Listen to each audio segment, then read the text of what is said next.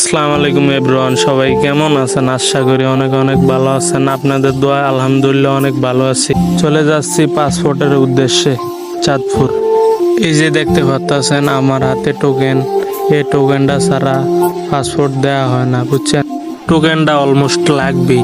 যারা যারা পাসপোর্ট করছেন তারা তো অবশ্যই জানেন টোকেন ছাড়া পাসপোর্ট দেওয়া হয় না।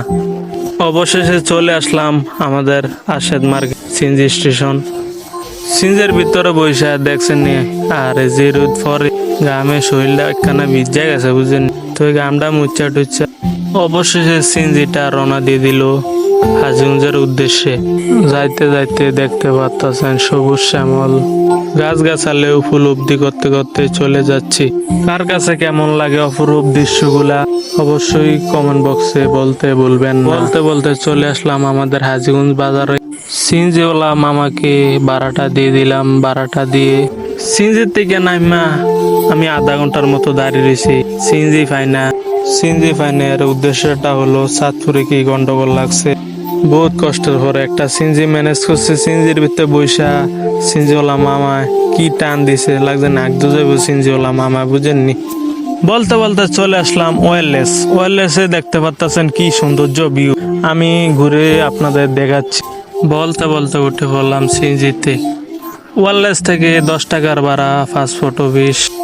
অবশেষে চলে আসলাম আমাদের কাঙ্ক্ষিত পাসপোর্ট অফিসে এখন ঢুকবো। ঢুকে গেছি অফিসের ভিতর।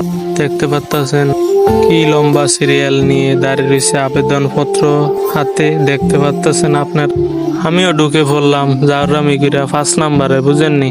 একজনে ফি সাইড একে দিয়ে হালিয়ে তারপরে ঢুকে গেছি। ওই যে এই সাইড হলো আবেদনপত্রর, আর এই সাইড হলো উঠানোর। অবশেষে পাসপোর্টটা হাতেই আপনারা দেখতে পাচ্ছেন। বিশ্বাস করেন রাসেল ভাই, এত ঝামেলা হয়েছে আমি মোটেই প্রস্তুত ছিলাম না, বুঝছেন? আজকের ভিডিওটা এই পর্যন্তই। সবাই ভালো থাকবেন, সুস্থ থাকবেন। আমার একটা ইউটিউব চ্যানেল আছে এসকে রায়ন 2.0, ইউটিউবে যায় সাপোর্ট করে আসবেন। আল্লাহ হাফেজ।